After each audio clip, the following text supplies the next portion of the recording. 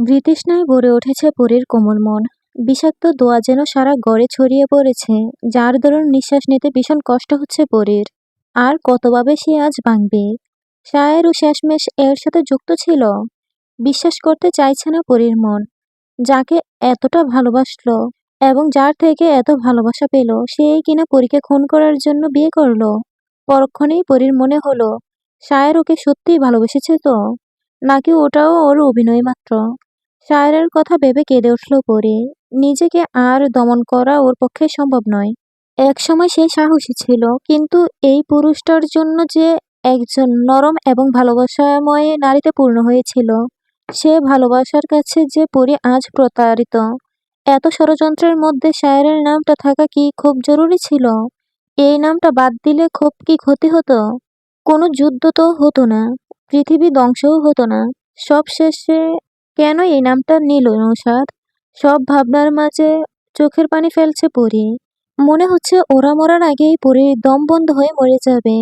এমন আপনজন থাকার থেকে মরে যাওয়াই উত্তম। পরীকে এবার কাঁদতে দেখে নৌশাদ আর কবির কোনো কথা বলে না। চুপ থেকে পরীকে একটু সময় দিল। পরী কান্না শেষ করে বলে, আর কি কি বাকি আছে সব জানতে চাই আমি। নৌশাদ আফসোসের সুরে বলে, তোমাকে এভাবে দেখে আমার খুব কষ্ট হচ্ছে পরি। কত ভালোবাসলে তুমি শায়েরকে, কিন্তু সে তোমাকে ধোঁকা দিয়ে মোটেও ভালো করেনি। আমি সব জানতে চাই। তারপর কি হয়েছিল? সব কিছুতে সাম্পানের হাতটা বেশি ছিল। সে বিন্দুর সাথে ভালোবাসার নাটক করে তোমার সব খবর আমাদের কাছে দিত। তোমাকে সর্বপ্রথম হত্যা করার দায়িত্ব পড়ে শায়েরের ওপর। সম্পান আর বিন্দুর সাথে রাত্রিবেলা তুমি নদীতে ঘুরতে যেতে, সেটাও সম্পান শায়েরকে বলেছিল। তারপর পরিকল্পনা অনুযায়ী তোমাকে মারতে শায়ের সেদিন গেল। কথা ছিল সেদিন বিন্দু আর তোমাকে খুন করে নদীতে ভাসানোর। কিন্তু শায়ের পারল না তোমাকে মারতে। সে পরিষ্কার বলে দিল তার পক্ষে তোমাকে হত্যা করা সম্ভব নয়। কারণটা সেদিনই শায়ের বলেনি। তবুও তোমার বাবা শায়েরকে কড়া হুকুম দেন, তাতেও লাভ হলো না। শেষে ঠিক হলো আমার সাথে বিয়ে হবে তোমার। আর তারপরেই আমি তোমাকে হত্যা করব। এছাড়া তোমাকে হাতে পাওয়ার কোনো উপায় ছিল না। সেটাও বেচতে দিল শায়ের। কেন জানি আমার মনে হচ্ছিল, শায়ের তোমাকে বাঁচানোর চেষ্টা করছে। আমার সন্দেহটাই ঠিক হলো। আমি কলপারে এমনি এমনি পড়িনি। শায়েরের পরিকল্পনা করে এই সাবান মেখে রেখেছিল, আর আমি পা পিছলে পড়ে যাই। পরে সব জানাজানি হলে আমার আর শায়েরের মধ্যে কথা কাটাকাটি অনেক হয়। তোমার বাবা নিশ্চুপ থাকলেও তোমার কাকা শায়েরকে অনেক বকাবকি করেন। যেদিন তোমরা কবির ভাইয়ের বাড়িতে গেলে, ওই দিন সবকিছু পরিকল্পনা মতন হয়েছে। আমাদের মাঝে ইচ্ছাকৃতভাবে ঝগড়া হয়, এবং সেদিন তোমাদের গাড়ির সামনে আমাদের লোকই ছিল।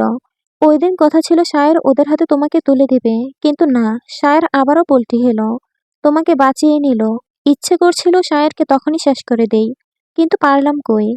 এর মধ্যেই আরেক ঝামেলা গাড়ি এলো। শহরের ডাক্তার ৩ জন এসে হাজির হলো। তখন তোমরা ঠিক করেছিলে পশ্চিমের জঙ্গলে বিন্দু আর সম্পানের বিয়ে দেবে। সব ঠিক করা ছিল সেদিন। সেবার আর শায়েরকে পাঠানো হলো না। শহরের ডাক্তারদের নিয়ে যাত্রা দেখতে পাঠানো হলো। কিন্তু এখানেও গন্ডগোল হয়ে গেল। বিন্দু যখন তোমাদের অপেক্ষা করছিল, আমরাও দূর থেকে উৎ পেতেছিলাম। কিন্তু আমাদের ছেলেদের তখন বাসনা ছিল বিন্দুর প্রতি। কি আর করার, সবার ইচ্ছে পূরণ করতেই হলো। তবে সম্পান তখন ছিল না। ও যখন এলো, বিন্দু তখনও মরার যন্ত্রণায় কাতরাচ্ছিল। বিন্দুর ওই অবস্থা দেখে সেদিন সম্পানের ভয়ঙ্কর রূপ দেখেছিলাম। তখনই আমাদের দলের 2জনকে ছুরির আঘাতে শেষ করে দিয়েছিল। পরে বুঝতে পারলাম সম্পান মিথ্যে না, সত্যি সত্যি বিন্দুকে ভালোবাসতো। অভিনয় করতে গিয়ে বিন্দুকে সে সত্যিই ভালোবেসে ফেলেছিল। এই জন্য সম্পান বারবার বলেছিল, বিন্দুর যাতে ক্ষতি না হয়, ওরা যেন শুধু তোমাকেই হত্যা করে। তবে বিন্দু রাতের আঁধারে থাকা মানুষগুলোর কথা জানতে পারল না। সম্পান বিন্দুকে নিজ হাতে খুন করে, যাতে পরবর্তীতে বিন্দুর নিজের প্রতি ঘৃণা না হয়। বিন্দু যাতে জানতে না পারে সম্পানও এসবের মধ্যে ছিল। তারপর খড়ের গাদায় কেরোসিন ডালা হলো। হিন্দু রীতিমতো পুরানো হবে। এর মাঝে তুমি চলে এলে। আমরা তোমার জন্য অপেক্ষা করছিলাম জঙ্গলের সামনে থেকে, কিন্তু তুমি এলে পিছন দিক দিয়ে, এবং পালিয়েও গেলে। আমাদের সব পরিকল্পনা আবারও বিফলে গেল। পরে খবর পেয়ে শায়ের ছুটে এলো, এবং বিন্দুকে যারা দর্শন করলো তাদের সবাইকে মেরে দিল তোমাদের ওই বাগান বাড়িতে নিয়ে। শায়ের বেশি বাড়াবাড়ি করছিল সেদিন, তাই তোমার বাবা শায়েরকে অনেক কথা শোনায়। এর মধ্যে আরেকটা ভুল হয়ে গেল। শায়েরের পিছু নিয়ে শেখর সব সত্য জেনে গেল। পরের দিন তোমাকে দেখে সে তোমার প্রেমে পড়ে গেল এবং তোমার বাবাকে এক প্রকার হুমকি দিল যাতে তোমার সাথে শেখরের বিয়ে দেয়। এটা তোমার বাবা মেনে নিতে চায়নি। তখন গ্রামে এমনিতেই বিন্দুর খুন হয়েছে। পুলিশ এসেছে, তাই শেখরকে যেতে দেওয়া হলো। সময় নেওয়া হলো বিয়ের জন্য। বিয়ের দিনও ওদের গাড়ি দুর্ঘটনা আমরাই করেছি এবং ফাঁসিয়ে দিয়েছি নাইমকে। বেচারা নির্দোষ, কিন্তু তবুও জেল খাটছে। শেখর যেদিন জমিদার বাড়িতে এলো, তারপর প্রাণ নিয়ে ফিরতে পারেনি। জানতাম শহরে ফিরে শেখর সব পুলিশকে বলে দেবে, তাই ওর কিচ্ছা খতম করে দিলাম। তবে এরপর বিশ্বাসঘাতকতা করে সম্পান। সে পুলিশকে সব বলতেই যাচ্ছিল, কিন্তু তা পারেনি। বিন্দুকে যেই ডালে ঝুলিয়েছিলাম, ঠিক সেই ডালেই সম্পানকে মেরে ঝুলিয়ে দেই। সবাই ভাবলো সম্পান আত্মহত্যা করেছে। ব্যাস, এভাবেই একটা ভালোবাসার সমাপ্তি ঘটলো। কিন্তু পালক, ওই মেয়েটা নির্দোষ ছিল। কি দোষ ছিল ওর? একটু ভালোবাসাই তো চেয়েছিল শায়েরের কাছ থেকে, কিন্তু শায়ের তাকে মৃত্যু উপহার দিল। কানাইকে মারার পরিকল্পনা করেছিল সেদিন শায়ের, কেননা তোমার প্রতি কৃতজ্ঞ হয়ে। কানাই ওত পেতেছিল সময় মতো তোমাকে সব সত্য বলে দেবে, তাই সত্য গোপন করতে কানাইকে মারার কথা চলছিল। ওই দিন পালক সব শুনে ফেলে, তবে সেও শেখরের মতো ফায়দা উঠালো। শায়েরকে বলল ও যদি পালককে বিয়ে করে তাহলে কাউকে এই সত্যি বলবে না। শায়েরের আবার মাথা গরম ছিল খুব। তোমাকে খুন করতে না পারায় সেদিন অনেক কথা শুনতে হয়েছিল ওকে। তাই মাথা গরম করে শায়ের নিজ হাতে পালককে পানিতে চুবিয়ে মেরে ফেলে। কিন্তু সমস্যা হলো যখনই জানতে পারলাম পালক সাঁতার জানতো, তাই আমরা আগেই পালকের বাবা মায়ের কাছে যাই আর তাদের হুমকি দিয়ে মুখ বন্ধ করি। কিন্তু কতদিন আর ওদের চুপ করানো যায়, তাই ওদেরকেও মরতে হলো। আমি তখন সচল ছিলাম, তাই খুনগুলো আমিই করি। জানো তো পড়ি, শায়েরের থেকে খুন করার নেশা আমার অনেক বেশি। রক্ত দেখার মজাই আলাদা। শায়েরের সাথে তোমার বিয়ের দেওয়ার কোনো কথাই ছিল না, কিন্তু শায়ের নিজেই বিয়ের দিন বলে সে তোমাকে বিয়ে করবে এবং ওর গ্রামে নিয়ে গিয়ে হত্যা করবে। আমি বিশ্বাস করিনি ওর কথা। তোমার বাবাকে বারণ করেছিলাম, কিন্তু তিনি শুনলেন না। তিনি বিয়ে দিয়ে ওই রাতেই তোমাকে পাঠিয়ে দিল নবীনগর। এরপর দিনের পর দিন যায়, কিন্তু শায়ের তোমাকে মারে না। অনেক চিঠি যায় শায়েরের কাছে, সে উত্তর দিত না। শেষ চিঠি পেয়ে শায়ের এখানে আসে এবং বলে দেয় সে তোমার সাথে থাকতে চায়। আমাদের সাথে সে আর কাজ করবে না। আমাদের ধোঁকা দিয়ে শায়ের তোমাকে নিয়ে সুখে থাকবে, এ তো মানা যায় না। তাই জুম্মানকে দিয়ে মিথ্যে বলে তোমাকে এখানে আনলাম এবং আজ তোমাকে মরতে হবে পরি। শায়েরকে শাস্তি দিতে হলে তোমাকে মারতে হবে। আমি জানি শায়ের নিজ থেকে তোমাকে আমাদের হাতে তুলে দেবে না, তাই ছলচাতুরি আশ্রয় নিতেই হলো। পরি চোখ বন্ধ করে রেখেই সব শুনছিল এতক্ষণ। এখনো চোখ খুলছে না সে। মনে হচ্ছে চোখ খুললেই শায়েরকে দেখতে পাবে এবং শায়েরের এসেই ওর গলায় ছুরি চালিয়ে দেবে। পরি সেই মৃত্যুটা নিতে পারবে না। বিন্দুকে এই মুহূর্তে মনে পড়ছে। না জানি ওই রাতটা ওর কিভাবে কেটেছে।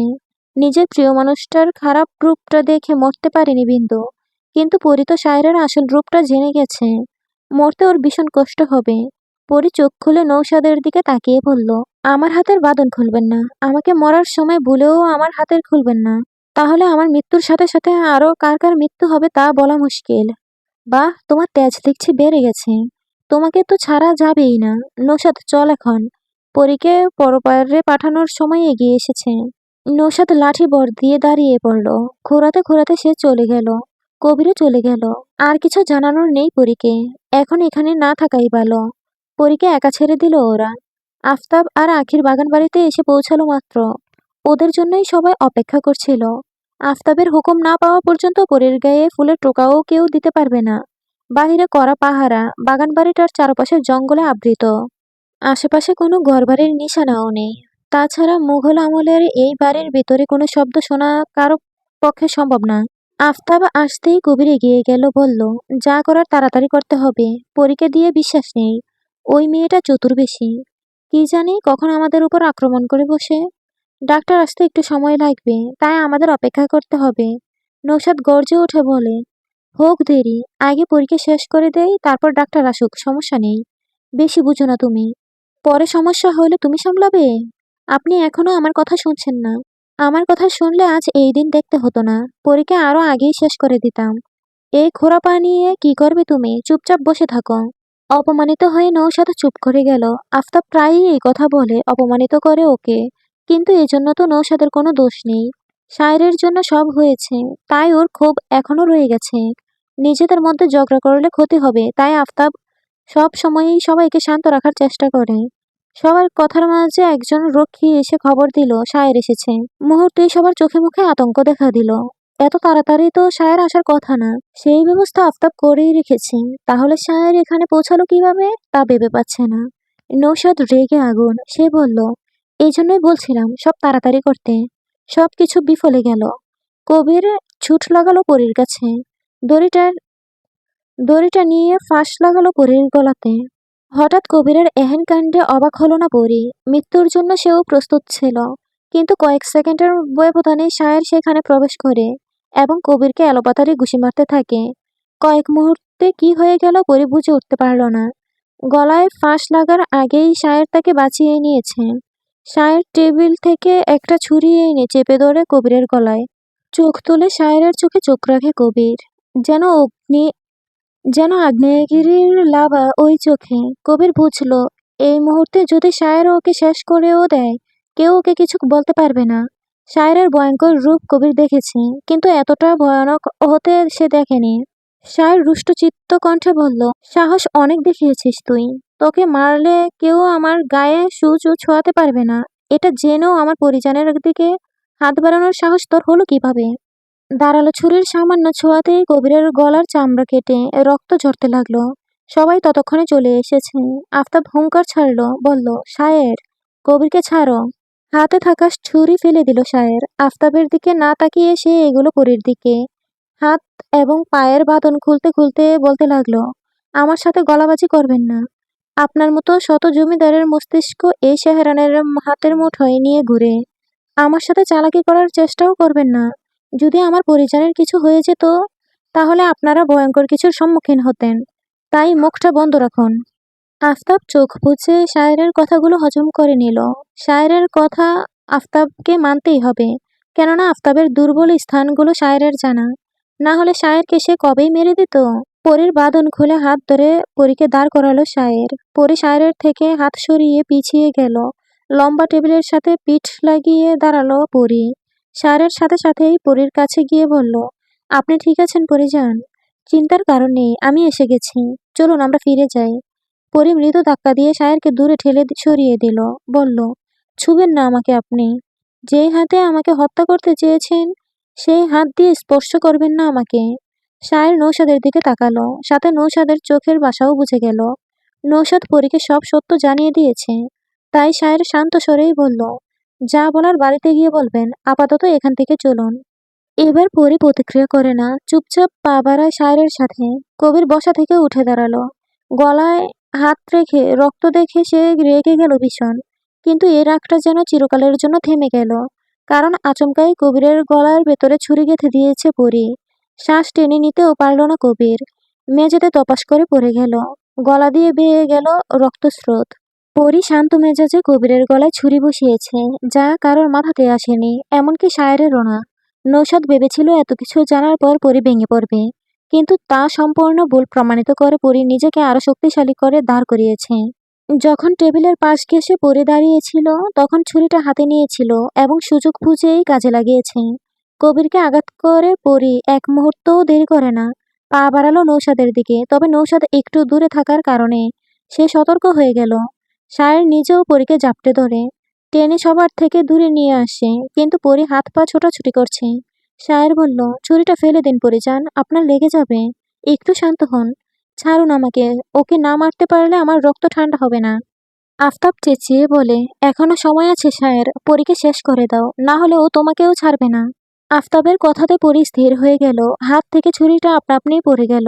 সে বলল, কেমন পিতা আপনি, নিজ কন্যাকে হত্যা করতে চাইছেন? আমি তো আপনার কোনো ক্ষতি করিনি, তাহলে আমার উপর আপনার কিসের ক্ষোভ? মেয়ে হয়ে যদি বাবাকে খুন করার ইচ্ছে পোষণ করো, তাহলে আমি বাবা হয়ে কেন পারবো না? আমি কবে আপনাকে খুন করতে চেয়েছি? আমি তো আপনাকে হত্যা করার কথা চিন্তাও করিনি। এখন তো করতে চাইবে। সেটা আমি জানি। সোনালীর মতো তুমিও আমাকে মারতে চাইবে। তাই তোমাকে আগেই সরিয়ে দিতে চেয়েছিলাম। সোনা আপা আপনাকে মারতে চেয়েছিল, কিন্তু কেন? আফতাব কথা বলল না। তবে নৌশাদ বলে উঠল, তোমার বাবার যে সাম্রাজ্যের লোভ পড়ে তা পেতে সে নিজের আপনজনদের বিসর্জন দিতেও পিছপা হবে না। আফতাব রাগান্বিত চোখে নৌশাদের দিকে তাকালো। নৌশাদ সেদিকে গুরুত্ব না দিয়ে অন্যদিকে মুখ ঘোরায়। পরি তো সব জেনেই গেছে। এইটুকু জানলে ক্ষতি কি? কি এমন লোভ আপনার যে নিজের মেয়েদের হত্যা করতে হবে? অল্প কিছু নিয়ে কি সুখী থাকা যায় না? যে লোভে এত পাপ করেছেন, পরকালে কি জবাব দিবেন? ইহকালে সুখ পেলে পরকালেও পাবো, আমাকে নিয়ে তুমি এত ভেবো না। মূর্খ পিতা আপনি। ইহকাল পরকালে আকাশ পাতালের তফাৎ। তবে একটা কথা শুনে রাখুন, যদি আমি বেঁচে থাকি তাহলে আপনি বাঁচবেন না। সাম্রাজ্যের লোভে আপনি আর আমার প্রতিশোধের আক্রোশ। কার জয় হয় দেখা যাবে। আমি নিশ্চিত এই যুদ্ধে আমার প্রাণ হারাবো আমি, কিন্তু রক্তারক্তি ছাড়া আমি মরব না। ভুলে যাবেন না আপনার রক্ত আমার শরীরে আছে, তাই আপনার মতো তলোয়ার আমিও চালাতে পারি। আমার লক্ষ্য কখনো বিফলে যায় না। আফতাব গর্জে ওঠে, তার সামনে মৃত্যুর হুমকি দিচ্ছে তার মেয়ে। আর তিনি শুনছেন শায়েরকে সে বলে, পরীকে রেখে চলে যাও শায়ের, না হলে আজ তোমাকেও শেষ করে দেব। আফতাবের কথা শুনে শায়ের হাসলো। এক হাতে পরীকে জড়িয়ে ধরে সোজা হয়ে দাঁড়ালো। বলল, আপনার কোনো চামচার সাহস নেই আমাকে ছোঁয়ার। এসব বলে নিজেকে হাসির পাত্র বানাবেন না। চলুন পরিজান, আমাদের যেতে হবে। শায়ের পরীর হাত ধরে সবার সামনে দিয়ে বাগান বাড়ি ত্যাগ করলো। সব রক্ষীরা শায়েরকে আটকানোর পরিবর্তে তাকে যাওয়ার রাস্তা করে দিল। কিছুটা দূরে এসে পরীর শক্তি যেন সব শেষ হয়ে গেল। সে মাটিতে বসে পড়ল। শায়ের পরীর হাত ছেড়ে দিল। পরী চিৎকার করে কাঁদছে। বোরখার নিকাবটা টেনে খুলে ফেলেছে সে। জীবনের এতগুলো বছরে সে ভুল মানুষদের সাথে কাটিয়েছে। সেটা ভাবতেই ঘৃণা বাড়ছে ওর। মাটিতে বসে সে হাত পা ছুড়ছে আর কাঁদছে। জ্যোৎস্নার আলোতে ভরে গেছে চারদিক। চাঁদের আলো সবারই প্রিয়, কিন্তু সময়ে যেন সবকিছুতে আজ বিষ ঢেলে দিয়েছে। নিঃশ্বাস ছাড়তে কষ্ট হচ্ছে পরীর। কিছুক্ষণ ওভাবে বসে থেকে উঠে ছুট লাগালো পরী। শায়ের পরীকে দাঁড়াতে বলছে আর ছুটছে। পরী পরী ছুটে গেল সোনালীর কবরের কাছে। কবরের মাটি আঁকড়ে ধরে মাথা রাখে মাটিতে। এই রাস্তা দিয়ে কত চলাফেরা করেছে, অথচ পরী জানতেও পারল না এই কবরটা ওর প্রিয় মানুষটার। রাখাল কদম গাছের সাথে হেলান দিয়ে বসেছিল। পরীকে এভাবে কাঁদতে দেখে সে হতভম্ব হয়ে গেল। হামাগুড়ি দিয়ে এসে পরীর পাশে বসে ওকে দেখার চেষ্টা করে। পরী আগের মতোই কাঁদছে। রাখাল পরীকে মৃদু ধাক্কা দিতে দিতে বলে, এ ওঠ, কান্দোস কেন এত? রানীর ঘুম ভাঙিয়া যাইব। পরী মাথা তুলে রাখালের দিকে তাকালো। সঙ্গে সঙ্গে ঠোঁট ভেঙে আবারও কেঁদে উঠল। সে বলল, আপার ঘুম কখনোই ভাঙবে না। যদি কাঁদলে ঘুম ভাঙতো তাহলে বিশ্বাস করো আমি অনেক কাঁদতাম। তুমি কেন আপাকে বাঁচাতে পারলে না? আমার আপা কত কষ্ট নিয়ে দুনিয়া ছাড়লো। রাখাল পরীর কথার অর্থ বুঝলো না, বুঝার চেষ্টাও করলো না। সে আপন হস্তে সোনালীর কবরে হাত বুলাচ্ছে। কোন পাপের শাস্তি তুমি পেলে আপা? ওই পিশাচগুলো তোমাকে অনেক কষ্ট দিয়েছে। আমি তোমার কবরের মাটি ছুঁয়ে প্রতিজ্ঞা করছি, শেষ নিঃশ্বাস ত্যাগ করার আগে পর্যন্ত আমি ওদের শাস্তি দেওয়ার চেষ্টা করব। আর যাই হোক না কেন, নৌশাদকে না মারা পর্যন্ত আমি শান্ত হব না। তোমার মৃত্যুর প্রতিশোধ আমি নিবই। মৃত্যুর পরেও বিধাতার কাছে আরজি জানাবো তোমার হত্যাকারীর শাস্তির জন্য। চোখের পানি দুহাতে মুছে নিল পরী। শক্ত কণ্ঠে বলে, দোয়া করো আপা, তোমার পরীর যেন সব কাজে সফল হয়। তোমার ছোট্ট পরী আজ অনেক বড় হয়ে গেছে। ভালো খারাপ আজ বুঝে, প্রতিশোধের মানে জানে। তোমার পরী কখনোই ভেঙে পড়েনি, আর ভাঙবেও না। তোমার পরী হাসতে হাসতে মৃত্যুকে বরণ করে নেবে। আবার চোখ মুছে উঠে দাঁড়ালো পরী। পেছন ফিরতেই সে শায়েরকে দেখল। শায়ের এতক্ষণ পরীর কথা শুনছিল। পরীর চাহনি স্থির। শায়ের তা অন্ধকারও উপলব্ধি করতে পারল না। তবে শায়ের এটা বুঝতে পারল যে আজকের পরী সম্পূর্ণ নতুনভাবে তৈরি। শায়েরের জন্য তার মনে একটুও ভালোবাসা নেই। শায়ের পরীর দিকে এগুলো না, পরী নিজেই আসলো। জমিদার বাড়ির দিকে যাচ্ছে পরী। শায়ের বলে উঠল, ওখানে যাবেন না পরীজান, আমার সাথে ফিরে চলুন। ফিরে তাকালো পরী। আপনার ভাবনা অসাধারণ, কিন্তু আমি ফিরে যাব না। আমার প্রতিশোধ না নিয়ে আমি কোথাও যাব না। আপনি একা একটা মেয়ে হয়ে ওদের সাথে কিছুতেই পারবেন না, সেটা আমি জানি। তবুও প্রতিশোধ না নিয়ে আমি পিছপা হব না। আপনি চলে যেতে পারেন। আপনাকে ছাড়া আমি থাকতে পারবো না পরিজান। চলুন আমরা অনেক দূরে চলে যাই। আমরা ভালো থাকবো সেখানে। বাহ, কত সহজে কথাগুলো বলে দিলেন। আপনার মতো পাপিষ্ঠরা সব কিছুকে সহজভাবে নেয়, কিন্তু আমার পক্ষে তা মেনে নেওয়া সম্ভব না। আমার ভালোবাসা দেখেছেন, এবার আমার ঘৃণা দেখবেন। আপনার পরিজন আপনাকে কতটা ঘৃণা করে তা এবার আপনি দেখবেন। শায়ের পরীর কাছে আসলো। পরীর হাত দুটো নিজের বুকে চেপে ধরে বলল, আমি দোষী। আমি পাপী, আমি শাস্তির যোগ্য। আপনি আমাকে শাস্তি দিন। আমাকে জড়িয়ে ধরেই শাস্তি দিন। আমি সব মাথা পেতে নিব। কিন্তু আমার থেকে দূরে সরে যাবেন না। পরী ধাক্কা দিয়ে সরিয়ে দিল সাহেরকে। চিৎকার করে বলল, আপনার ছোঁয়া বিষাক্ত লাগছে আমার কাছে। আমি মানতে পারছি না আপনি সবার মতো আমাকে মারতে চেয়েছিলেন। যদি আমাকে মারতেই চান তাহলে আগেই মেরে ফেলতেন। কেন আমার ভেতরে ভালোবাসার জন্ম দিলেন? আমার অনুভূতির সাথে নোংরামো করলেন। অনুভূতি ভালোবাসা কখনো নোংরা হয় না পরিজান। নোংরা হয় মানুষ। আমার ভালোবাসা নোংরা না পরিজান। শায়েরের কথার পিঠে কথা না বলে পরী হেঁটে চলল। শায়েরও পরীর পিছু নিল। অন্তরে উঠোনে এসেই বোরকাটা ছুঁড়ে ফেলে দিল পরী। মালা এখনো বারান্দায় বসেছিল। পরীকে নিয়ে যাওয়ার পর মালা আর নিজ ঘরে যায়নি। পরীকে দেখে মালা ছুটে এলো।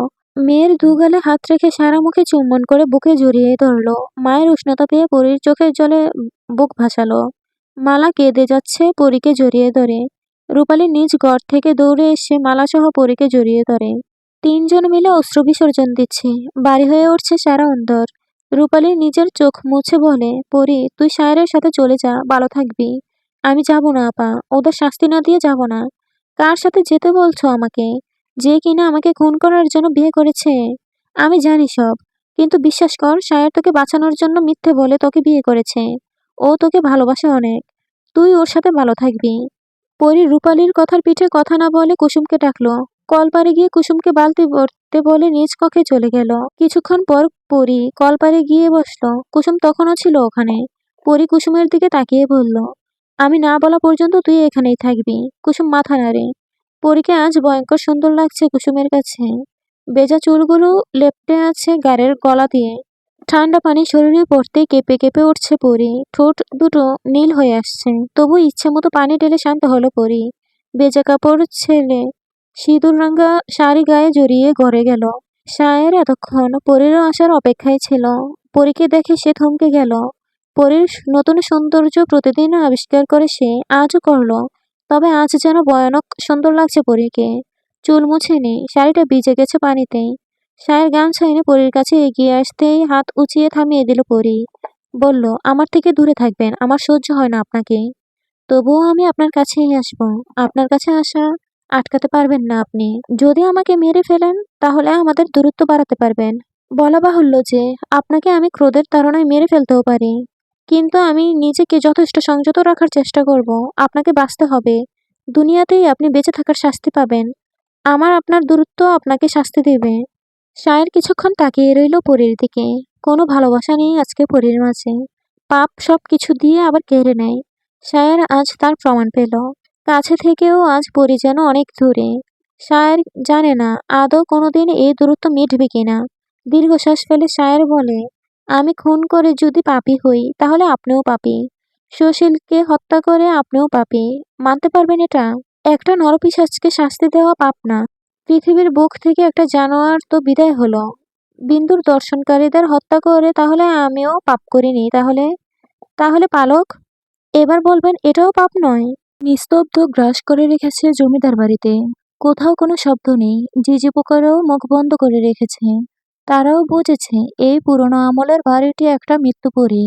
এই বুঝি কোনো শব্দ হলো। এই বুঝি লাশ পড়ল। নতুন খেলা শুরু হয়েছে যেন। বাঁচা মরার খেলায় জয়ী হবে কে তা বলা বাহুল্য। পরীর দিকে তাকিয়ে আছে সায়ের। পালককে কেন মেরেছে তার উত্তর সে দেয়নি এখনো। দিবে কিনা তাও সায়েরের ভাবান্তর দেখে বোঝা যাচ্ছে না। সে শুধু পরীকে দেখছে। প্রিয়তমার সৌন্দর্যে জ্বলছে যাচ্ছে হৃদয়। চোখ জ্বলছে তবুও মন ভরছে না। পরীর নতুন রূপে দগ্ধ হচ্ছে সে। চোখ থেকে অশ্রু ঝরছে পরীর। সে পারছে না স্বামীর কাছে কঠোর হতে। এত কিছু জানার পরেও ওর মনে হচ্ছে কোথাও একটা কিন্তু রয়ে গেছে, যা পরী এখনো জানে না। নৌশাদ যে সম্পূর্ণ সত্যি বলেছে তার কোনো কোনো প্রমাণ নেই। শুধুমাত্র নৌশাদের কথার উপর ভিত্তি করে সে সায়েরকে দূরে সরিয়ে দিচ্ছে। এটা হতে পারে না। পরী অশ্রুসিক্ত আঁখি মেলে সায়েরের দিকে তাকালো। কথার প্রসঙ্গ পাল্টে বলে, আমাকে ভালোবাসবেন মালি সাহেব? চমকে তাকালো সায়ের। পরী আবার তার মত বদলে ফেলেছে। খানিকটা দূরে দাঁড়ানো পরী শাড়ির আঁচলটা বুক থেকে নামিয়ে পরী সায়েরের দিকে এগোতে লাগলো। আমার শরীরে অনেক ক্ষত মালি সাহেব। আপনার ভালোবাসা দিয়ে সব সারিয়ে দিন। আমার অনেক কষ্ট হচ্ছে, আর সহ্য করতে পারছি না। দড়ি দিয়ে বাঁধার কারণে পেটে লম্বা দাগ হয়ে আছে, উন্মুক্ত সেই স্থানে নীলচে বর্ণ ধারণ করেছে। ফর্সা শরীরে তা জ্বলজ্বল করছে। এক পলক সেদিকে তাকিয়ে পরীর মুখমণ্ডলে দৃষ্টি নিবদ্ধ করে সায়ের। পেটের ক্ষতর থেকে পরীর চোখের ক্ষত আরো গভীর, যা সরানোর ক্ষমতা ওর নেই। পরীর মুখোমুখি হয়ে দাঁড়ালো সায়ের। শাড়ির আঁচলটা ঠিক করে দিয়ে পরীর চোখে চোখ রাখলো। আপনি আমাকে ভালোবাসেন? হঠাৎই পরী শায়েরের বুকে সামুদ্রিক ঢেউয়ের মতো আছড়ে পড়ল। শায়ের নিজেও কাল বিলম্ব না করে শক্ত করে জড়িয়ে ধরল তার পরিজানকে। অল্প সময়ে আলাদা ছিল দুজন, অথচ মনে হচ্ছে বহুকাল আলাদা ছিল দুজনে। পরী নিজেও সমস্ত শক্তি দিয়ে শায়েরকে ধরেছে। ওরা দুজনেই খুব ভালো করে জানে ওরা একে অপরের থেকে দূরে থাকতে পারবে না কখনোই। শায়ের যতই অন্যায় করুক না কেন, পরী ওকে ছাড়তে পারবে না। আপনি কি পালককে সত্যিই হত্যা করেছেন? শায়েরের বুকে মুখ গুজে বলে উঠল পরী। শায়ের দেরি না করেই জবাব দিল, আপনাকে মিথ্যে বলার সাহস আমার নেই পরিজান। হ্যাঁ, আমি পালককে মেরেছি। শায়েরের বন্ধন থেকে নিজেকে মুক্ত করে পরী চোখের জল মুছে বলে, কেন মেরেছিলেন তাকে? সে কি ক্ষতি করেছিল আপনার? আমার আপনার আমার মাঝে তৃতীয় ব্যক্তি আমি পছন্দ করি না, তাই পালককে মারতে হয়েছে। শুধু তাই নয়, শেখরকেও রাখিনি। ভবিষ্যতেও কাউকে আসতে দেব না। বেশ শান্ত স্বরেই জবাব দেয় শায়ের। এতে কিছুটা রেগে গিয়ে পরী বলে, এজন্য আপনি পালককে মারবেন কেন? ভালোবাসা চাওয়া কি অপরাধ? আপনি তো বলেছিলেন মেয়েরা ফুলের মতো, তাদের শুধু ভালোবাসার জন্য সৃষ্টি করা হয়েছে, লড়াই করার জন্য নয়। তাহলে আপনি কেন মারলেন তাকে? আমি তার সাথে লড়াই করিনি, তাকে তার প্রাপ্যটুকু দিয়েছি। ভালোবাসা নিয়ে নোংরা খেলা আমি পছন্দ করি না। কি এমন খারাপ দেখলেন তার মাঝে আপনি? আপনার আমার মাঝে তৃতীয় ব্যক্তির আগমন আমি হতে দেব না। আপনি এই প্রসঙ্গ বাদ দিন। আমি আর এই বিষয়ে কোনো কথা বলবো না। পরী মুখ ফিরিয়ে নিল। বিতৃষ্ণায় ভরে যাচ্ছে মনটা। সে আর শায়েরের দিকে তাকালো না। তখনই শায়ের কক্ষ ত্যাগ করে কিছুক্ষণের মধ্যেই আবার ফিরে এলো। হাতে করে একটা মলমের কৌটো নিয়ে এসেছে। কাছে এসে পরীর হাত ধরে বলে, এদিকে আসুন, মলম লাগিয়ে দিচ্ছি। যত রাগ শায়েরের উপর পরী দেখাক না কেন, দিন শেষে শায়েরের স্পর্শ পেলে পরীর রাগ মিলিয়ে যায় নিমেষেই। এই পুরুষটিকে সে ফেরাতে পারবে না কিছুতেই। পরীকে পালঙ্কের উপর বসিয়ে আঁচল সরিয়ে দেয়। শক্ত করে বাঁধার কারণে দাগটা হয়েছে। শায়ের হাত বুলায় নীলচে দাগে। তারপর মলমটা লাগাতে থাকে। আপনাকে বেঁধেছিল কে? নৌশাদ? না, কবির। ওকে মেরে ভালো করেছেন, না হলে আমিই মেরে দিতাম। কেন? আপনাকে ছুঁয়েছে সে। ওর বেঁচে থাকার অধিকার নেই। মৃদু হাসে পড়ে। আমাকে ছুঁয়েছে বলে আপনি কবিরকে মারতে চান? আর কবির আমার আপাকে ছুঁয়েছে বলে আমি তাকে মেরে দিয়েছি। আপনার আমার মাঝে অনেক তফাৎ, তাই না? আপনার আমার মাঝে তফাৎ আছে পরিজান। আপনি পবিত্র একটা ফুল, আর আমি ভুল। ভুল মানুষের প্রিয় থাকতে নেই। তাই তো আমার প্রিয় আমার থেকে হারিয়ে যাচ্ছে। বলুন না, পালক কি এমন পাপ করেছিল যে আপনি তাকে শাস্তি দিলেন? শায়ের দাঁড়িয়ে গেল। বারবার একই প্রশ্ন কেন করছেন? এই প্রসঙ্গ বাদ দিন। তাহলে বের হয়ে যান এখান থেকে। শায়েরের উত্তরের আশা না করে ওর হাত ধরে টেনে ঘর থেকে বের করে দিয়ে দরজা আটকে দিল পরী। দরজা ঘেঁষে মেঝেতে বসে পড়ল পরী। হাঁটুর উপর মাথা রেখে চোখ বন্ধ করে নিল। পানিতে ভিজে উঠল গণপাপড়িগুলো। পরী বলে উঠল, আপনার সাথে আর যেন কখনো না দেখা হয় মালি সাহেব। আপনার জন্য আর কেউ আসুক বা না আসুক, আমি আসবো পরিজান। আমার ভালোবাসা একটুও কমবে না পরিজান। সারা রাত ওভাবেই কেটে গেল দুজনের। পরী দু চোখের পাতা এক করতে পারেনি। সকাল হতেই সে ঘর থেকে বের হয়। দরজার পাশেই শায়েরকে হেলান দিয়ে বসে থাকতে দেখে। চোখ বন্ধ শায়েরের। বুঝাই যাচ্ছে সে ঘুমাচ্ছে। পরী ওখান থেকে চলে এলো। অন্দরের উঠোনে এসে পুরো বাড়িতে চোখ বোলালো। পরীর মনে পড়ল সোনালির কথা। কত কানামাছি খেলেছে সে বোনের সাথে। সোনালির চোখ বেঁধে পরী চারপাশে ছোটাছুটি করত। সাথে রূপালীও এসে যোগ দিত। ৩ বোন মিলে মাতিয়ে রাখত জমিদার বাড়ি। কিন্তু আজ সেই বাড়িকে মৃত্যুপুরী মনে হচ্ছে। সময়ের ব্যবধানে কত কিছু বদলে গেল। পরে রূপালীর ঘরে গেল। পিকুলও ঘুমাচ্ছে, রূপালী বসে আছে। পরে ঢুকতেই রূপালী সোজা হয়ে বসে। পরে কিছুক্ষণ রূপালীকে দেখে বলে, আব্বা কেন আমাকে মারতে চায় তা আমি পুরোপুরি জানি না আপা। তুমি কি জানো? হুম। আর কিছু না লুকিয়ে সব বলো আমাকে। কাছে আয়, বস এখানে। পরে বসল রূপালীর পাশে।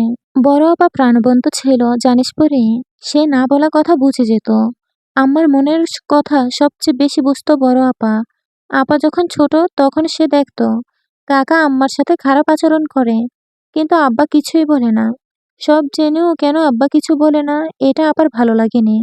সব সময় এসব চিন্তা করতো আপা, তবে তার উত্তর পেত না।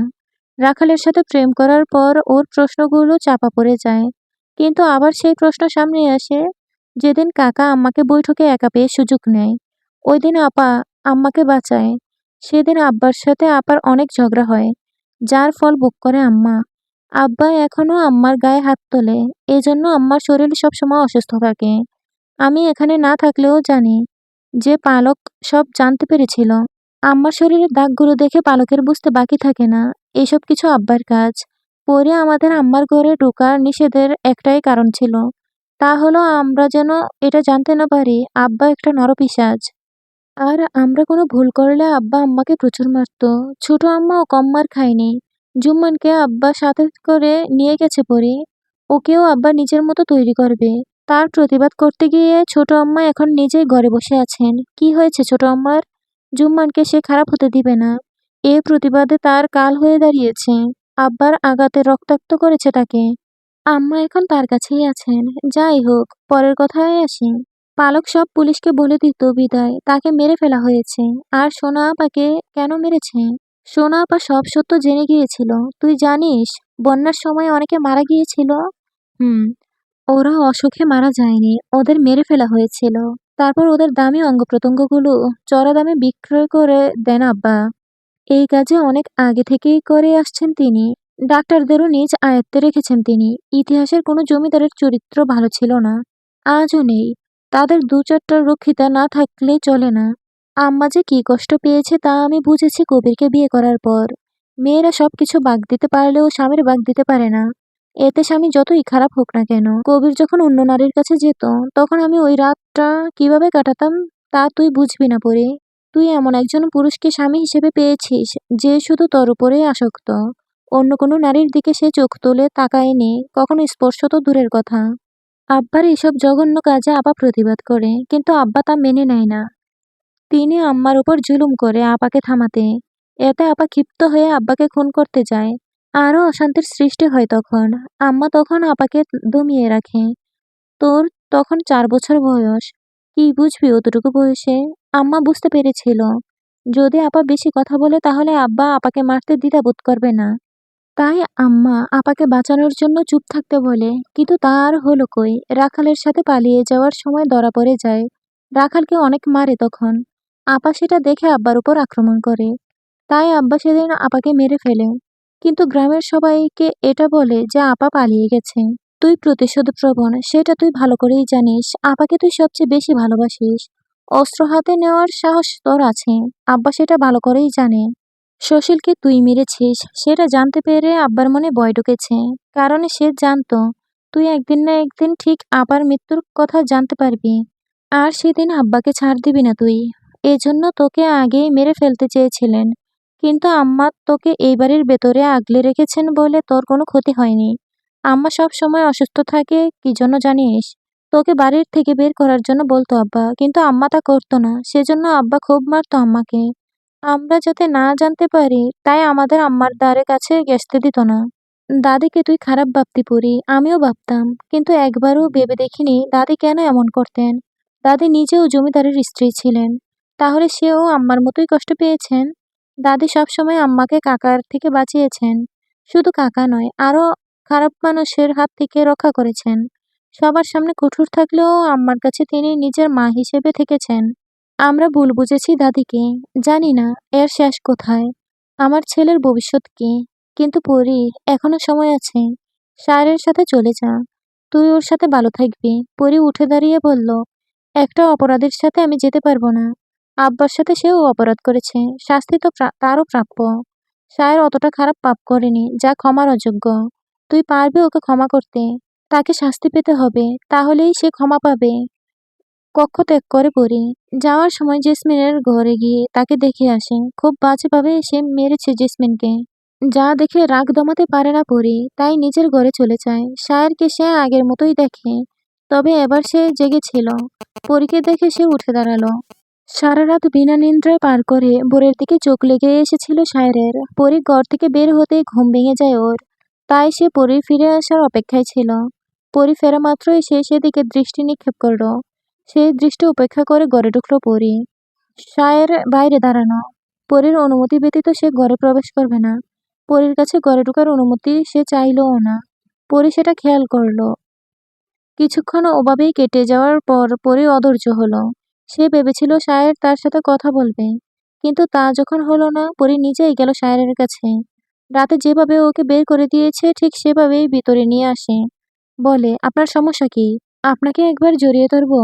কণ্ঠে এতটাই মাদকতা ছিল যে পরীকে ভীষণ টানছে। শায়েরের চোখে সে না তাকিয়ে পালঙ্কে বসে পড়ল। শায়ের পরীর পায়ের কাছে বসে পড়ল। হাঁটুর উপর হাত রেখে বলল, চলুন না আমরা চলে যাই। আমি আপনাকে হারাতে চাই না। নিজেকে নিয়ে আমার ভয় কোনো কালেই ছিল না। আমি শুধু আপনাকে চাই। দয়া করে ফিরে চলুন। আমিও চেয়েছিলাম আপনার সাথে ছোট্ট সংসার সাজাতে। আপনি আমি একসাথে সুখে থাকতে। আপনারা আলিঙ্গনে ঘুমাতে। সকালে আপনার উষ্ণ পরশে ঘুম থেকে উঠতে। আপনার ফেরার অপেক্ষা করতে। একটা মিষ্টি ভালোবাসার জীবন কাটাতে। কিন্তু তা বোধহয় বাকি জীবনে আর হবে না। আমাকে বেঁচে থাকতে একটু ভালোবাসা দিন পরিজান। মরার পর আল্লাহ আপনাকে আমার থেকে আলাদা করে দিবে। বিচ্ছেদের কথা শুনে পরীর দৃষ্টি মিলালো শায়েরের সাথে। বুকে অদৃশ্য ব্যথা অনুভব করলো সে। এই খারাপ মানুষটা তার থেকে দূরে থাকবে। পরী বলল, পাপীরা আল্লাহর কাছ থেকে ক্ষমা পায়। আপনি কেন পাবেন না? পারবেন না তার কাছ থেকে ক্ষমা এনে আমার সাথে থাকতে? আমি তো আপনার ক্ষমা পাচ্ছি না। আল্লাহকে আদৌ ক্ষমা করবে? আমার থেকে হাজার গুণ বেশি দয়ালু তিনি। ক্ষমা তিনি অবশ্যই করবেন। শায়ের পরবর্তী কথা বলতে পারল না। তার আগেই কুসুমের গলার স্বর ভেসে আসে। আফতাব শায়েরকে ডেকে পাঠিয়েছে। তাই শায়ের বৈঠকে গেল। সেখানে শুধু আফতাব নয়, আখির নৌশাদও আছে। শায়ের ঘরটাতে চোখ বুলিয়ে নিল। তারপর নিজের চেয়ারে বসলো। নীরবতা ভেঙে আফতাব বলে উঠল, তুমি আমাদের সাথে বিশ্বাসঘাতকতা করেছ শায়ের। আমাদের সাথে কাজ করে আমাদের বিরুদ্ধেই গেছ। এখন তুমি বলো এটা কেন করলে? আমি বিশ্বাসঘাতকতা করিনি। আপনারাই নিজেদের মুখোশ খুলে সামনে এনেছেন। কেন আমাকে না জানিয়ে পরিজানকে এখানে নিয়ে এসেছেন আপনারা? কেন সব সত্য জানিয়েছেন? এখানে আমার হাত ছিল না। তার কারণ তুমি খুব ভালো করেই জানো। ভারী হয়ে উঠল শায়েরের কণ্ঠস্বর। মৃদু চেঁচিয়ে বলে উঠল, আমি বলেছিলাম না যে আমার স্ত্রী থেকে দূরে থাকবেন? তার কোনো ক্ষতি করার চেষ্টা করবেন না? আমি তো তাকে নিয়ে এগিয়েছিলাম। তাকে নিয়ে আমি ভালোও ছিলাম। তাহলে আপনাদের এত সমস্যা কোথায়? শায়েরের কথায় নৌশাদও চিৎকার করে। গলা নামিয়ে, শায়ের, তুমি নিজেই পরীকে মারার প্রতিশ্রুতি দিয়ে বিয়ে করেছিলে। তাহলে তুমি মারলে না কেন? তুমি আমি কেউই ভালো মানুষ নই। তাই আমার প্রতিশ্রুতি সত্যি ভেবে তুমি ভুল করেছ। আমি নই। তাহলে এখন কি হবে? পরী তো আমাদের মারতে মরিয়া হয়ে উঠবে। শায়ের হাসল। একটা মেয়ের ভয়ে এত কাঁবো তুমি? পরী কতটা ভয়ানক তা তুমি জানো শায়ের। পরী চাইলে তোমাকেও মারতে পারে। আমি সেই মৃত্যু হাসি মুখে বরণ করে নেব। এবার আখির মুখ খুলল। তুমি পারলেও আমরা পারবো না। তুমি যাই বলো না কেন, নিজেকে বাঁচাতে যদি পরীকে শেষ করতে হয় তাহলে আমরা তাই করব। আমার পরিজানের গায়ে একটা টোকাও আমি পড়তে দিব না। প্রয়োজনে শত শত লাশ পড়বে। তাহলে আমরা কি করব? কবিরের মতো জীবন দেব? আপনাদের রক্ষা করার দায়িত্ব আমি নিলাম। আপনাদের কোনো ক্ষতি হতে দিব না। তারপরেও পরিজানের কোনো ক্ষতি করবেন না আপনারা। নৌশাদ তাচ্ছিল্যের হাসি হেসে বলল, বড়ই অদ্ভুত প্রেমিক তুমি শায়ের। তোমার স্ত্রী আমাদের মারতে চায়, আর আমরা তোমার স্ত্রীকে। মাঝে তুমি ডাল হয়ে দাঁড়াবে। এর পরিণতি কি হতে পারে ভেবে দেখেছ?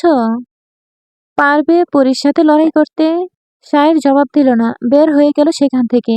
নৌশাদ বলল, দেখেছেন কেমন দাম্ভিকতা দেখালো? ইচ্ছে করছে ওকেও শেষ করে দেই। না, তা করা যাবে না। শায়েরের কাছে এমন প্রমাণ আছে যা আমাদের পতনের একমাত্র উপায়।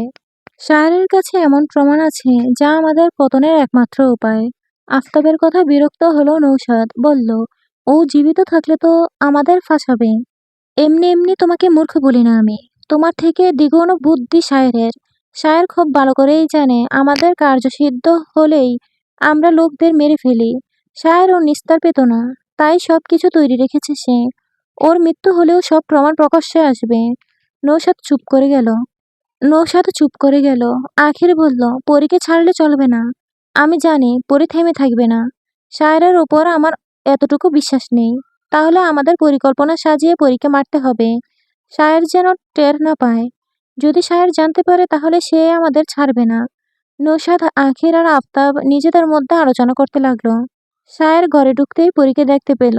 হাতে তার একটা ছুরি। সেটাকে পরী গভীরভাবে দেখছে। হাত ঘুরিয়ে পরিচর্যা করছে কিভাবে এটাকে চালাবে সে।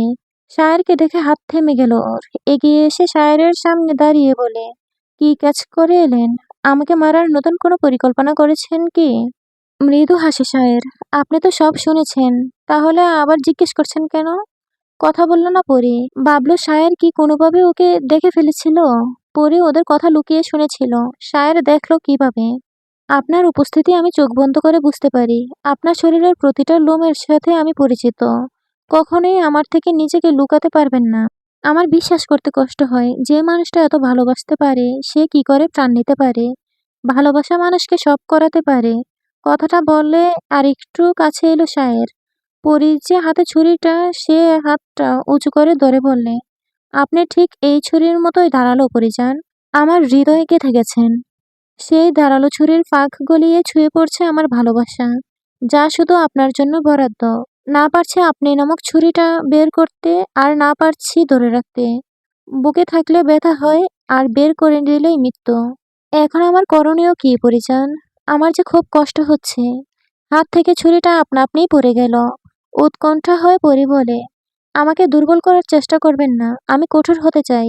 আমি তাদের শেষ করতে চাই যারা আমার শত্রু। আমি জানি আপনি এর মাঝে আসবেন। তবে এইটুকু সাবধান থাকবেন। আপনি তো বললেন, আল্লাহর কাছে ক্ষমা চাইলে তিনি ক্ষমা করবেন। আমরা দূরে কোথাও গিয়ে আল্লাহর কাছে আরজি জানাই। বারবার একই কথা বলছেন কেন? আমি তো আপনাকে বলেই দিয়েছি আমি কোথাও যাব না। প্রতিশোধ না নিয়ে আমি যাব না। সায়ের থামলো। এইসব নিয়ে আর কথা বলল না। সে কিছুক্ষণ পর বলে উঠল, আপনাকে একবার জড়িয়ে ধরবো পরিজান। অনেক তৃষ্ণা পেয়েছে আপনাকে আলিঙ্গন করার। পরি সায়েরের বুকে মাথা রাখে। আর সায়ের স্ত্রীকে জড়িয়ে ধরে নিজের তৃষ্ণা মেটায়। এই যেন বহুক্ষণের পিপাসা। আমার হাতে যদি ছুরি থাকতো, আর সেটা যদি আপনার বুকে গেঁথে দিতাম, তাহলে কেমন হতো মালি সাহেব? সেটা আমার পরম সৌভাগ্য হতো পরিজান। আপনাকে বুকে নিয়ে দুনিয়া ত্যাগ করতে চাই আমি।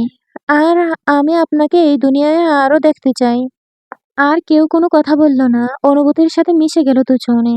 একদিকে ভালোবাসা, আরেকদিকে প্রতিশোধ। কিভাবে সামলাবে পরি? আর সায়ের? খারাপ মানুষগুলোকে বাঁচাতে গিয়ে ওর কি হবে? পরি যদি নিজের রাগ নিয়ন্ত্রণ করতে না পারে, যদি সে সায়েরকে আঘাত করে, যতই সে সায়েরকে দূরে সরিয়ে দিক না কেন, সায়ের ছাড়া পরি অচল। নিষ্ঠুর এই নিয়তি ওদের জীবনের মোড় ঘুরিয়ে দিল। আলাদা করে দিল দুজনকে। সময় কাকে কোথায় নিয়ে দাঁড় করাবে তা কেউই জানে না। কার ভাগ্যে কি লেখা আছে তাও জানে না। তবে শুধুমাত্র প্রার্থনার মাধ্যমেই মানুষ নিজের ভাগ্য পরিবর্তন করতে পারে। রূপালী পিকুলকে কুলে নিয়ে উঠোনের এক কোণে বসে আছে। খুশি গ্রাস করে নিয়েছে এক অজানা কালো মেঘ, যার দরুন হাসি নেই কারোর মুখে। তখনই অন্তরের দরজা পেরিয়ে একজন যুবক প্রবেশ করলো। তাকে দেখেই কেঁপে উঠল রূপালীর সর্বাঙ্গ। পিকুলকে শক্ত করে ধরে সেই পুরুষের দিকে তাকিয়ে রইল সে। পুরুষটি রূপালীর নিকটে এসে বলল, কেমন আছো রূপালী? ঈষৎ কেঁপে উঠল রূপালী। কতদিন পরে এই কণ্ঠস্বর শুনতে পেল। সিরাজের চোখে চোখ রেখে দাঁড়ালো রূপালী। কম্পিত কণ্ঠে বলল, ভালো। আপনি কেমন আছেন? সিরাজ হেসে বলে, ভালো। তোমার ছেলে? পিকুলের দিকে তাকিয়ে রূপালী বলে, হুম। দেখতে তোমার মতোই হয়েছে। গায়ের রঙও তোমার মতোই সুন্দর। এতদিন পর কি মনে করে এলেন? সেই যে গেলেন, তারপর তো আর দেখা দিলেন না। জীবনের সবকিছু চলে যাওয়ার মানে তো জীবন যাওয়া। তাহলে দেখা কিভাবে দেই বলো? তাহলে আজ দেখা দিলেন যে? জানি না কেন এসেছি, তবুও এসেছি। দোতলায় দাঁড়িয়ে পরি রূপালী আর সিরাজকে দেখছে। ভাবছে ওদের মিল হলে কত সুন্দর হতো। কবির নামক খারাপ মানুষের সাথে জীবন জড়াতো না রূপালীর। এখন রূপালী সম্পূর্ণ একা। সবাই থেকেও নেই। সেই মুহূর্তে সায়ের ওর পিছনে এসে দাঁড়ালো। সিরাজকে দেখে খানিকটা অবাক হয়ে উঠে বলে, সিরাজ, এখানে কেন? পরি পিছন ফিরে তাকালো, বলল, মনে হয় আপার সাথে দেখা করতে এসেছে। ভুল ভাবছেন আপনি পরিজান। ভ্রু কুঁচকালো পরি। ভুল ভাবছে মানে? সব যখন জেনেছেন, তাহলে এতটুকু অজানা থাকবে কেন? সিরাজের থেকে আপনার বোনকে দূরে রাখুন। এখন আপনার সাথে বিপদ অন্দরে সবার। তাই যথাসম্ভব অন্দরে থাকার চেষ্টা করুন সবাই। কি বলতে চাইছেন আপনি? সিরাজ ভাইও? সে আমার মতোই আপনার বাবার সাথে কাজ করত। বাকিটা আপনি বুঝে নিন। পরি গাড় ঘুরিয়ে সিরাজের দিকে তাকালো। বিশ্বাস হলো না ওর। কিন্তু শায়ের তাকে মিথ্যে বলেনি। সিরাজও ছলনার আশ্রয় নিল। পরি এতে খুব বেশি অবাক হলো না। তবে ওর ভয় হলো রূপালীকে নিয়ে। কুসুম আর শেফালি মিলে কিছু একটা নিয়ে আলোচনা করছে। দুজনেই ভয়ে জীর্ণ শীর্ণ হয়ে আছে। কথা বলতেও তাদের গলা কাঁপছে। ওরাও জমিদার বাড়ির এই পরিণতি মানতে পারছে না। কখনো ভাবেও নি এসব ব্যাপারে। যদিও আফতাব জেসমিনের গায়ে হাত তোলে ওই দিন সব পরিষ্কার হয়ে ওদের কাছে। আফতাবের মুখোশ উন্মোচন হয় সকলের সামনে। কিন্তু ওদের তো করার কিছু নেই। ওদেরও প্রাণ সংশয়ে। কখনো জানি আবার মৃত্যুর খেলা শুরু হয়ে যায়। পরি জেসমিনের ঘর থেকে বের হয়ে নিজ ঘরে যাচ্ছিল। পথে কুসুম আর শেফালির কথোপকথনে থেমে যায়। এগিয়ে যায় ওদের কাছে। কি হয়েছে কুসুম? কুসুম চট করেই জবাব দিল, কিছু না আপা। আমার থেকে কিছু লুকাবি না। তাহলে তোদেরও বিপদ। এই বাড়িতে একমাত্র আমিই তোদের সুরক্ষা দিতে পারবো। বল কি হয়েছে? শেফালি বলা শুরু করলে। সবাই সবার আসল রূপ দেখাইছে আপা। ওই নস্যার বেটা এখন সুযোগ লইয়া আমার গায়ে হাত দেয়। আমি ডরে কিছু কইতে পারি না আপা। কে, নৌশাদ? হ আপা। রাগ হওয়ার পরিবর্তে পরীর মুখে হাসি ফুটল। মাথায় যেন মুহূর্তেই বুদ্ধি খেলে গেল। পরী এভাবেও হাসতে দেখে চমকে গেল ওরা দুজন। কুসুম জিজ্ঞেস করে, কি হইল আপা আপনার? তোরা দুজনেই পারবি আমার উদ্দেশ্য সফল করতে? পারবি তো? দুজনের একজনও কিছু বলে না, এমনকি কিছু বুঝেও নি পরীর কথা। পরী আবার বলে, কুসুম শেফালি, তোদের যা বলবো তোরা তাই করবি। ওই নরপিশাচদের দুনিয়া থেকে বিদায় করার জন্য তোরা থাকবি না আমার সাথে? আপনি সাহসী আপা, তলোয়ার চালাইতে পারেন, কিন্তু আমরা তো পারবো না। ওগো সামনে গেলেই ডর করে।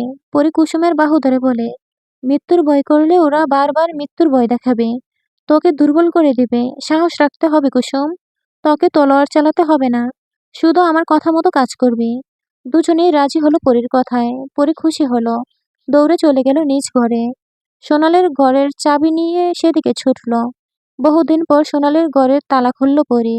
ঘরের আনাচে কানাচে মাকড়সার জালে ভর্তি হয়ে গেছে। বন্ধ থাকার কারণে ব্যবসা গন্ধ বের হচ্ছে। পুরো ঘরে চোখ বুলায় পড়ে। বিশাল বড় পালঙ্ক ঘরের অর্ধেক দখল করে আছে। আলমারি, টেবিল, চেয়ার একপাশে পড়ে আছে। ধুলো জমে আছে প্রতিটা আসবাবপত্রে। নিজের ঘরটা বেশ সুন্দর করে সাজিয়ে রাখত সোনালি। ব্যক্তিগত কিছুতেই কাউকে হাত দিতে দিত না সে। আজ সেই ঘরটার এই অবস্থা। পরে আলমারি খুলে দেখলো বোনের পোশাকগুলোতে ইঁদুরের বাচ্চা ছোটাছুটি করছে। ওরা যেন উঠে পড়ে লেগেছে সোনালির স্মৃতি নিশ্চিহ্ন করতে। পরি বন্ধ করে দিল আলমারি। তারপর উকি দিল পালঙ্কের নিচে। বড় একটা টিনের বাক্স বের করলো।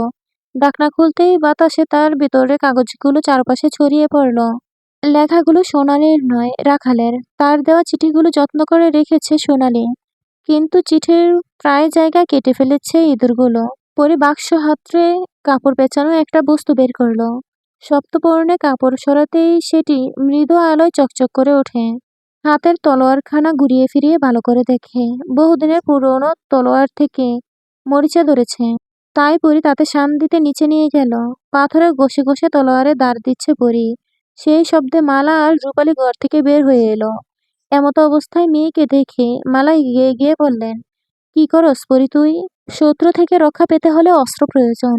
মালা বসে পড়লেন মেয়ের পাশে। আতঙ্কিত হয়ে বলে, আমি বড় মায়াডারে হারাইছি। তুই কি চাস তরেও হারাই আমি? পরীর হাত থেমে গেল। চোখ তুলে সে মায়ের দিকে তাকিয়ে বলল, আপনার মেয়ে শহীদ হলে আপনার মাথা সবার সামনে উঁচু হবে আম্মা। এতে কষ্ট পাওয়ার কিছু নেই। তুই একটু থাম পরি, ভয় পাবেন না আম্মা। শয়তানের শাস্তি না দিয়ে আমি মরব না। মালা চোখের জল ফেললেন। অন্তরের দরজা খোলার আওয়াজে পরিসহ সবাই সেদিকে তাকায়। আফতাবকে ভিতরে আসতে দেখে উঠে দাঁড়ায় পরি। পা চালিয়ে উঠোনে এসে বললে, কোন সাহসে অন্তরে ঢুকেছেন? সাহস আছে বলেই এসেছি। আমার বাড়ি, আমি যখন খুশি তখন আসবো। পরি হাসলো, বলল, ভিতরে আসলে প্রাণ নিয়ে ফেরা মুশকিল হবে আপনার পক্ষে। তাই যেভাবে এসেছেন ঠিক সেভাবেই ফিরে যান। আফতাব গর্জন করে বলে, এত সাহস আসে কোথা থেকে তোর? আমার মুখের উপর কথা বলিস? মালা, কেঁপে উঠলেন মালা। আফতাব এবার তার উপর অত্যাচার করবেন নিশ্চিত হলো মালা। আঁচলে মুখ ঢেকে কাঁদতে লাগলেন তিনি। আফতাব বলল, তোমার মেয়ের সাহস বেড়েছে বুঝলাম। ওর কি জানের মায়া নাই? না নিজের মায়ের প্রতি ভালোবাসা নাই? খবরদার আমার আম্মার গায়ে আর হাত দিবেন না। এক আম্মাকে ঘরে ফেলে রেখেছেন, কিছু বলিনি। এবার চুপ থাকবো না। আপনার হাত হাতের জায়গায় থাকবে না বলে দিলাম। তলোয়ার চালাতে আমি জানি। চুপ থাক পরি, অনেক হইছে। শুধু শায়েরের জন্য তোকে বাঁচিয়ে রেখেছি। তোকে তো তাড়াতাড়ি শেষ করে দেব। পরী গলা উঁচিয়ে বলে, বের হন অন্দর থেকে, নয়তো লাশ পড়ে যাবে। পরীর চিৎকারে শায়ের সেখানে উপস্থিত হয়েছে। তবে পরীকে সে থামালো না। আফতাব শায়েরকে বকতে লাগলো, কারণ শায়েরের জন্যই পরী বেঁচে আছে। আর এখন বাঘিনী হয়ে উঠেছে পরী, যখন তখন থাবা মারতে পারে। পরী বলল, সবাই শুনে রাখো, আজকের পর থেকে আমার অনুমতি ব্যতীত অন্দরে পুরুষ প্রবেশ নিষেধ। কোনো পুরুষ আসতে পারবে না। সে যদি আমার স্বামীও হয় তাও না। কথাটা বলে আফতাবের দিকে কঠোর দৃষ্টিতে তাকালো পরী। সে দৃষ্টি এতটাই ধারালো ছিল যে আফতাবের সর্বাঙ্গে অদৃশ্য ক্ষতের দেখা দিল। কিছু না বলে সে অন্দর থেকে প্রস্থান করে। শায়ের কিছু পর পরীকে দেখে চলে গেল। পরীর হুকুমে কুসুম দরজা বন্ধ করে দিল। প্রথম পরিকল্পনা সম্পন্ন হলো। পরী এটাই চেয়েছিল। পরীর আসল উদ্দেশ্য শায়েরকে অন্দর থেকে সরানো। অতি চতুর শায়ের পরীর পরিকল্পনা বুঝতে সময় নেবে না। তাই আফতাবের সাথে শায়েরের আশাও বন্ধ করে দিয়েছে। পরী শেফালিকে ডাকলো। শেফালি আসতেই সে বলল, যা বলেছি মনে আছে তো? মাথা নাড়ে শেফালি। পরী আবারও নিজের কাজে মন দেয়। ঘষে ঘষে চকচকে করে তলোয়ারটা, যেটা সূর্যের আলোতে চিকচিক করে ওঠে। এটাই পরীর শেষ হাতিয়ার, যেটা দিয়ে পরী শত্রুদের দমন করতে পারবে। সিরাজ আর নৌশাদ বসে আছে বৈঠকে। আফতাব রেগে আখিরের সাথে বের হয়ে গেছে। শায়েরের দেখাও নেই। আপাতত ওরা দুজন বসে আছে। নৌশাদ বলে উঠল, অনেক দিনের সফর শেষে আসলে তা ব্যবসা কত দূর? সিরাজ আড়মোড়া ভেঙে বলে, আরে ভাই, কত কিছু দেখলাম, কিন্তু সোনালীর মতো কাউরে পাইলাম না। দুজনেই একসাথে হাসলো। নৌশাদ বলল, আমিও কিন্তু ভাই তোমার নাম পরীকে বলিনি, সব চেপে গেছি, যাতে তোমার উপর পরীর একটু বিশ্বাস থাকে। আরে আসতে বলো, পরীর কানে গেলে সব শেষ। যাই হোক, আমার এখানে বেশিক্ষণ থাকা চলবে না, পরী সন্দেহ করবে। ওদের কথার মাঝেই শেফালির আগমন ঘটল। সিরাজের জন্য নাস্তা এনেছে সে। শেফালিকে দেখে ওরা চুপ করে যায়, চোখের ইশারায় একে অপরকে সতর্ক করে। শেফালি চলে যেতে গিয়েও থেমে যায়। নৌশাদকে সে দেখে ঘৃণা হচ্ছে ওর। আজ সকালে কুপ্রস্তাব রাখি নৌশাদ। শেফালি পরিমরি করে নৌশাদের থেকে পালায়। ভয় কাজ করছে শেফালির, কিন্তু পরীর কথা মনে আসতেই সাহস পেল সে। হঠাৎই নৌশাদের পা ধরে বসে পড়ল শেফালি। কাঁদতে কাঁদতে বলতে লাগলো, আমারে মারবেন না ভাই, আমি আপনি সব কথা শুনবো। দরকার পড়লে অন্দরের সব খবর দেমো। তাও আমারে মারবেন না, আমার ডর করে অনেক। মারবেন না আমারে। শেফালির কান্না দেখে ভরকে গেল নৌশাদ। বুঝার চেষ্টা করলো শেফালির মতলব। নৌশাদ পা জারা দিয়ে বলে, পা ছাড় আমার। তোর মতলব আমি বুঝি না ভেবেছিস? আমি জানি এসব পরী তোকে শিখিয়ে পাঠিয়েছে। আল্লাহ গো, ভাই কন কি? আমার কি পরীর আপার মতো সাহস আছে? জানের মায়া হের না থাকতে পারে, আমার আছে। আমি বাঁচতে চাই ভাই। আপনি বড় কর্তারে কইলে হ্যাঁ শুনবো। ভাই, আমারে রক্ষা করেন। তার লাইগা আমারে যা কইবেন আমি তাই করবো। নৌশাদের সন্দেহের দৃষ্টিতে কিছুক্ষণ শেফালির দিকে তাকিয়ে রইল, তারপর বলল, আচ্ছা তুই এখন যা, যখন বলবো তখন আসবি। পরে কি করে না করে সব বলবি এসে। শেফালি দৌড়ে চলে গেল। নৌশাদ বিশ্রী গালি দিল শেফালিকে। সে বিশ্বাস করেনি শেফালির কথা। সে সিরাজকে উদ্দেশ্য করে বলে, মাগির ড্যামনা আছে, ভেবেছে ওর কথা বিশ্বাস করে বসে আছি। যত সব ফকিরের দল। সিরাজ মাথা ঝুঁকে আস্তে করে বলে, ওদের থেকেও সাবধানে থেকো। কখন কি করে বসে কে জানে। আমি আসি আজ। সময় হলে ঠিকই আসবো। সিরাজ চলে গেল। নৌশাদ রয়ে গেল। এখানে পরী ওকে কিছু করতে আসবে না। বৈঠকে কয়েকজন রক্ষী আছে। পরী এখানে আক্রমণ করতে পারবে না। তবুও আতঙ্কে থাকে নৌশাদ। ভয়ে ঘুমাতে পারে না। কবিরকে সে বারবার স্বপ্ন দেখে। বিভৎস সেই চেহারাটা চোখের সামনে ভেসে ওঠে ওর। এতদিন কোনো ভয় এতদিন কোনো ভয় ছিল না ওর। সেদিন পরীর হত্যাকাণ্ড দেখে ভয়ে আছে সে। তাই সবসময় সতর্কতা অবলম্বন করে। এমনিতেই সে পঙ্গু। ওকে মারতে পরীর এতটুকু শক্তির প্রয়োজন হবে না। তাই সর্বদা রক্ষীদের সাথে রাখে সে। শেফালি অন্দরে ফিরে গিয়ে সব বলে দিল পরীকে। পরী জানতো নৌশাদ এত সহজে শেফালির কথা বিশ্বাস করবে না। তাই কিভাবে নৌশাদকে সব বিশ্বাস করাবে তাও ভেবে নিয়েছে পরী। এখন শুধু সময়ের অপেক্ষা। এমন সময় রূপালীর কণ্ঠস্বর ভেসে আসে। সে ডাকছে পরীকে। তাই শেফালির সাথে দ্রুত কথা শেষ করে পরী রূপালীর কাছে গেল। পরী রূপালীর কাছে গেল। বিধ্বস্ত অবস্থায় বসে আছে রূপালী। দেখে মনে হচ্ছে বহুক্ষণ অশ্রু বিসর্জন দেওয়ার জন্যই এই অবস্থা হয়েছে মেয়েটার। পরী নিঃশব্দে বোনের পাশে বসে বলল, কি হয়েছে আপা? মুহূর্তেই চোখ মুখ শক্ত করে নিল রূপালী। রাগে লাল হয়ে গেল ফর্সা চেহারা। বোনের হঠাৎ রেগে যাওয়ার কারণ বুঝতে পারল না পরি। তবে কিছু জিজ্ঞেসও করে না। যা বলার রূপালী নিজ থেকেই বলবে। নিজেকে যথাসম্ভব ধাতস্থ করে রূপালী বলে, অনেক হয়েছে পরি, আর না। আমি একজনকে নিজ হাতে খুন করতে চাই। তুই দিবি তোর তলোয়ারটা? আমি তাকে মেরে আবার তোকে ফিরিয়ে দিব। কাকে মারবে আপা? কি হয়েছে তোমার? বড় আপার আরেক খুনি, যার নাম তোর অজানা পরি। কে সে? সিরাজ। আমাকে ঠকিয়েছে সিরাজ। ভালোবাসার ছলনায় আমাকে ফেলেছে পরি। সেদিন কাকার সাথে হাত মিলিয়ে সিরাজ আমাকে সুশীলের হাতে তুলে দিয়েছিল। সিরাজ বড় আপাকে পছন্দ করত। তাই আপা মরার পর নৌশাদ আর কবিরের সাথে সেও। কথা শেষ না করে ফুপিয়ে কেঁদে ওঠে রূপালী। ঘৃণায় গা গুলিয়ে আসছে ওর। পরি অবাক হলো। তাহলে নৌশাদ ওকে একটা মিথ্যে কথা বলেছে। ওদের সাথে সিরাজও ছিল। সে বোনকে বলে, কেঁদো না আপা, শক্ত হও। আমার ভালো লাগছে তোমার কথা শুনে। সিরাজকে আমি তোমার হাতে ছেড়ে দিলাম। নিজের ক্ষোভ মেটাও। তবে আমি ঠিক যেভাবে বলবো সেভাবেই করবে সব। কিন্তু পরি, আমার পিহুলের কি হবে? অতটুকু বাচ্চা। আমার যদি কিছু হয়ে যায় তাহলে ওকে কে দেখবে? সে চিন্তা তুমি করো না, আমি শীঘ্রই ওর একটা ব্যবস্থা করব। তুমি শুধু তোমার ভেতরের রাগ জন্ম দাও। দেখবে শত্রুদের প্রতিহত করতে পারবে। আর ভয় পাবে না। রূপালীর ঘর ত্যাগ করে পরি। ওর ভীষণ খুশি লাগছে আজ। পরি ভেবেছিল সিরাজের আসল চেহারার সামনে এলে রূপালী নিজেকে সামলে নিতে পারবে না। কিন্তু রূপালী যে এভাবে নিজেকে সামলে নিবে তা পরি কল্পনাও করেনি। সবাই মিলে একসাথে কাজ করলে সফল হওয়া সম্ভব। পরের দিন সকালবেলা কুসুম বয়ে বয়ে পা রাখে বৈঠকে। পিঠা আর শরবত দিয়ে আসে সবাইকে। ওই খারাপ লোকগুলোর সামনে গেলে মনে হয় এই বুঝি ঝাঁপিয়ে পড়বে ওর উপর। তাই সে দৌড়ে পালিয়েছে। সায়ের বাদে সকলে উপস্থিত সেখানে। নৌশাদ যেই না শরবত খেতে যাবে তখনই শেফালি চিৎকার করে বলে, শরবতে বিষ মেশানো আছে, কেউ খাইয়েন না।